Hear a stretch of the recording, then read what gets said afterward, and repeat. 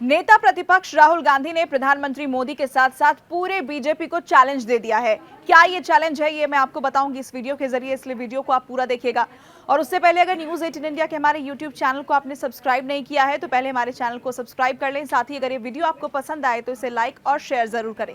देखिए, सोमवार का दिन यानी 1 जुलाई को संसद सत्र के दौरान लोकसभा में कांग्रेस नेता राहुल गांधी ने प्रधानमंत्री नरेंद्र मोदी को खुला चैलेंज दिया और चैलेंज देते हुए कहा कि इंडिया गठबंधन गुजरात में बीजेपी को हरा देगा। साथ ही उन्होंने कहा कि बीजेपी लोगों को डराने धमकाने की राजनीति करती है, लेकिन देश की जनता अब बीजेपी से डरने वाली नहीं है। खुला चैलेंज राहुल गांधी की तरफ से गुजरात के लिए दे दिया गया है। आपको बता दें कि राष्ट्रपति द्रौपदी मुर्मू के अभिभाषण पर धन्यवाद प्रस्ताव पर चर्चा हुई। लंच के बाद रायबरेली से कांग्रेस सांसद राहुल गांधी जब सदन में बोलने के लिए खड़े हुए तो कई मुद्दों पर जमकर हंगामा हुआ। राहुल गांधी ने धन्यवाद प्रस्ताव की आड़ में कई मुद्दों पर सरकार को घेरने की भी आज कोशिश की। उन्होंने कहा कि भारतीय जनता पार्टी लोगों को डराने धमकाने का काम करती है। इसके साथ ही राहुल गांधी ने कहा कि अयोध्या में बीजेपी इसी नीति के चलते हारी है, क्योंकि उसने वहां की जनता को डराने धमकाने का काम किया है और यही उनकी हार की वजह बनी है। उन्होंने कहा कि देश की जनता अब बीजेपी की राजनीति को अच्छी तरह से समझ चुकी है।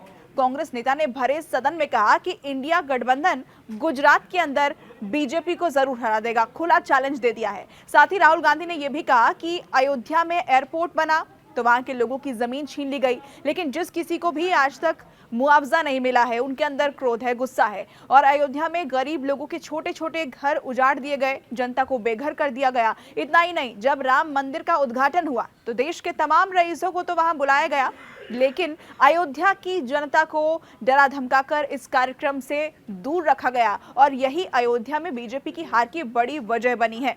राहुल गांधी ने यह भी कहा कि बीजेपी सिर्फ डर पैदा करने का काम करती है। किसानों का मुद्दा उठाया उन्होंने, मजदूरों का मुद्दा उठाया। किसानों में, मजदूरों में, अग्निवीरों में, मणिपुर में, यहाँ तक कि खुद बीजेपी के अंदर डर है, भय है और उन्होंने कहा कि बीजेपी के नेता खुलकर बोल नहीं सकते हैं। तो राहुल गांधी दरअसल कई मुद्दों को लेकर सरकार पर आज हमलावर दिखाई दिए। लोकसभा में नेता प्रतिपक्ष राहुल गांधी ने यह भी आरोप लगाया कि बीजेपी हिंसा और नफरत फैला रही है और पिछले 10 वर्षों से संविधान और भारत की अवधारणा पर सुनियोजित ढंग से यानी कि प्लान तरीके से हमला किया जा रहा है। उन्होंने यह भी दावा किया कि विपक्षी नेताओं को जेल में डाला जा रहा है, उन्हें भी डराने धमकाने का काम इस वक्त देश में चल रहा है। साथ ही राहुल गांधी ने कहा कि देश ने मिलकर इस बार संविधान की रक्षा की है। अच्छा लग रहा है कि बीजेपी के लोग अब संविधान बोल रहे हैं। तो कुल मिलाकर राहुल गांधी ने कोई मौका नहीं छोड़ा, कोई टॉपिक नहीं छोड़ा। उन्होंने राहुल गांधी ने आगे ये भी कहा कि पिछले 10 साल में संविधान और भारत की अवधारणा पर प्लान तरीके से अटैक किया गया है। संविधान और बीजेपी के विचारों का विरोध करने वाले करोड़ों लोगों पर हमला हुआ है। कई लोगों पर तो निजी तौर पर हमला किया गया है और कई नेताओं को यहाँ तक कि जेल में डाल दिया गया। हमारे एक नेता अभी जेल से बाहर आए और एक नेता अभी भी जेल के अंदर मौजूद है। कुल मिलाकर राहुल गांधी का एक अलग अंदाज जो है आज लोकसभा के अंदर देखने को मिला। क्या आपने भी राहुल गांधी को लोकसभा के अंदर सुना? उनका भाषण आपको कैसा लगा? हमें कमेंट सेक्शन के जरिए आप लिखकर बता सकते हैं।